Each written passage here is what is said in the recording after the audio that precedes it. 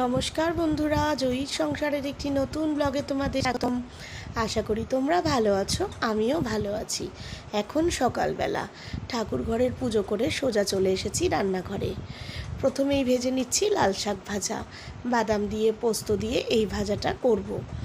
আজকে অভির জন্মদিন, কিন্তু আজকে ওর কলেজে যেতেই হবে, তাই সকাল সকাল রান্না করে যে জিনিসগুলো জন্মদিনে দিতেই হবে, যেমন পায়েস, শাক ভাজা, 5 রকম ভাজা, মাছ, এগুলো সব রেডি করা হলো।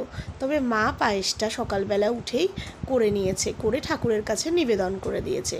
বাকি রান্নাগুলো আমি ঝটপট করে বানিয়ে নিলাম। এই যে ও রওনা দিয়েও দিয়েছে। তাড়াতাড়ি করে আগে অল্প করে ওর জন্য করে দিলাম, পরে বাকিটা আমাদের জন্য করব। ওকে বানিয়ে দেওয়ার পরে আমি আবার চলে এসেছি রান্নাঘরে। এখন বানিয়ে নিচ্ছি পাবদা মাছের ঝাল।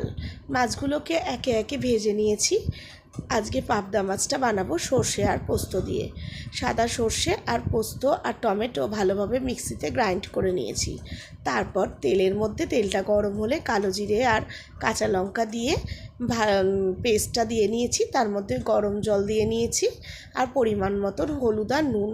ভালো করে যখন ফুটে এসেছে তখন আমি মাছগুলোকে একে একে ছেড়ে দিচ্ছি ঝোলের মধ্যে। এবার গ্যাসের ফ্লেমটা বাড়িয়েই রেখে দেব, যাতে মাছের মধ্যে মশলাগুলো ভালোভাবে ঢুকে যায়। বেশ খানিকক্ষণ এরকম ফুটে এলে তারপর ওপর থেকে ধনেপাতা দিয়ে দেব, তাহলেই হয়ে যাবে পাবদা মাছের ঝাল রেডি। খুব বেশি কিছু রান্নাবান্না আর করা হবে না এবেলা, কারণ ও যেটা দিয়ে লাঞ্চ করবে ওকে সেই খাবারগুলো দেওয়া হয়ে গেছে। আর আমাদের এই কিছু মাছের ঝাল, শাক ভাজা এগুলো আছে, এগুলো দিয়েই এই বেলার আমাদেরও লাঞ্চ হয়ে যাবে। তো আমার মোটামুটি আর মাছের ঝালটা হয়েই এসেছে। জন্মদিন ঠিকই, কিন্তু আজকে যেহেতু ছুটিও নেই, তাই সমস্ত যা কিছু সেলিব্রেট করা হবে সব সন্ধেবেলা। ও চলে আসবে কলেজ থেকে, আর এদিক থেকে আমিও কেক নিয়ে আসব। সব কিছু মিলিয়ে আজকে সন্ধেবেলাটা ভালোভাবে সবাই মিলে একসাথে কাটাবো। রান্না হয়ে যাওয়ার পরে আমি লাঞ্চ করে নিয়েছি। করে নেওয়ার পরে আজকে আর একটুও রেস্ট নিইনি। মাংসটাকে এখানে আমি রান্না করা শুরু করে দিয়েছি। এখন রান্নাটা করে নিচ্ছি এই কারণেই, কারণ রাত্রিবেলা একটু বেরোনোর প্রোগ্রাম আছে। তাই এখানে আমি ভালোভাবে মাংসটাকে আগে কষিয়ে নিচ্ছি।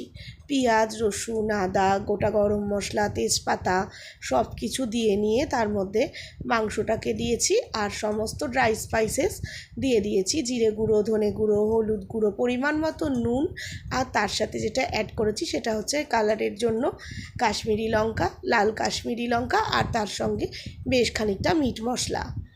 এরকম মাংস রান্নার সময় একটু মিট মশলা অ্যাড করলে টেস্টটা বেশ ভালোই হয়। আগে ভালো করে কষিয়ে নেব, ততক্ষণ ধরেই কষাবো যতক্ষণ মশলা থেকে তেলটা না বেরিয়ে আসবে। মটন যত কষানো যায় তত তার স্বাদটা ভালো হয়। টমেটো দিয়ে দিয়েছি এর মধ্যে, এবার ভালো করে কষিয়ে নিচ্ছি। গ্যাসের ফ্লেমটা কখনো বাড়িয়ে কমিয়ে এইভাবে কষিয়ে মাংসটা রেডি করে নেব। মাংস রান্না হয়ে গেছে, মেয়েকে নাচের স্কুলে দিয়ে এলাম। মেয়েকে নাচের স্কুলে দিয়ে আমি অভির জন্মদিনের কেকটা এখন মিও আমর থেকে নিতে এসেছি। তাই এখন কেকে লেখা হচ্ছে নাম।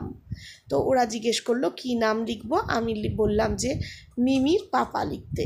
তাহলে মেয়ে খুব খুশি হবে এটা দেখে। তো এখন এখানে মেয়েও নাচের স্কুল থেকে চলে এসছে, ওর পাপাও কলেজ থেকে চলে এসেছে। এখন হচ্ছে কেক কাটিং। তো যারই জন্মদিন হোক না, কেক কাটিংয়ে তো আমার মেয়ে সবার আগে থাকবেই। ও হাত ধরে ছাড়া কেউ কেক কাটবে এরকম দিন কখনো এখনো হয়নি। জন্মদিন যারই হোক, সব কিছুতে আনন্দটা ওর সব থেকে বেশি। এখন পাপা ওকে কেক খাইয়ে দিচ্ছে, আবার তার পরিবর্তে ও পাপাকে কেক খাইয়ে দেবে। এই সমস্ত কেক কাটা বা এই সমস্ত অনুষ্ঠানের সব থেকে বেশি আগ্রহ হচ্ছে আমার মেয়ের।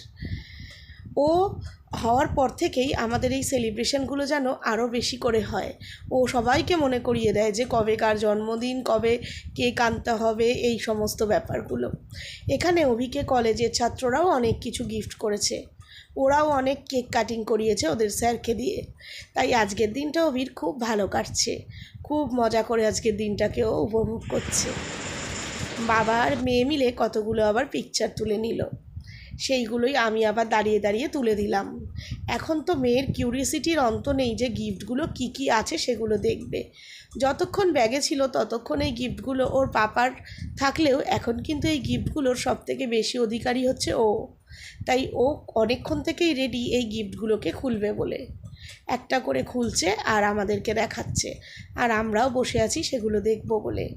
এখানে খুব সুন্দর একটা রামলালার মূর্তি, খুব সুন্দর হয়েছে দেখতে, অসাধারণ। এই সমস্ত গিফটগুলোর কোনো কথা হবে না, খুব সুন্দর খুব সুন্দর। এরকম করে ও প্রত্যেকটা গিফট খুলছে আর আমরা এক এক করে দেখছি। আরও পাপা একটু ধরে রেখেছে কারণ যাতে হাত থেকে পড়ে না যায়। এখন যেটা খুলছে এর ভিতরে মনে হয় পেন আছে, পেনের প্রতি ওর খুব ইন্টারেস্ট, তাই আগেই দেখছে। এবার আবার নাকি নেক্সট ইয়ার থেকে ওর পেন, সুতরাং এখন তো পেন দেখলে আরও বেশি পাগল, তাই পেনটাও দেখাচ্ছে। আর এখানে পেয়েছে দুটো কাপের সেট, খুব সুন্দর হয়েছে গিফটগুলো। এইভাবে আমাদের সন্ধেটা খুব আনন্দ করেই কাটছে। তবে আমরা এখন একটু বেরোবো বাইরে। কেক কাটা হয়ে গেছে, সবাই মিলে একসাথে এনজয় করলাম, কেক কাটলাম।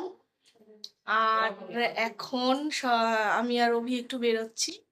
আমি মাটনটা বাড়িতেই বানিয়ে নিয়েছি, আর এখন রুটিটা, তন্দুরি রুটি হোক যেটাই হোক, সেটা আউটসোর্স নেব, তো সেই জন্য বেরোচ্ছি। আর অভির কলেজের থেকে সমস্ত স্টুডেন্টরা সুন্দর সুন্দর গিফট দিয়েছে। গিফটটার থেকেও বড় কথা, ওকে যে এত ভালোবাসে প্রত্যেকটা স্টুডেন্ট, এটা ওর একটা মানে প্রচুর বড় পাওনা। এত খুশি প্রত্যেকে, মানে প্রত্যেক ব্যাচ থেকে তো কেক নিয়ে এসেছে। প্রত্যেক ইয়ারের আর কি ব্যাচের ছেলেরা কেক নিয়ে এসছে। ওরা এত ছোট ছোট ছেলে, ওদের নিজেদের পকেট মানি থেকে ওরা স্যারের জন্য এত কিছু করেছে। মানে এটা সত্যি দেখে খুব ভালো লাগলো যে এখনো শিক্ষক আর ছাত্রের সম্পর্কটা এত সুন্দর একটা জায়গায় আছে।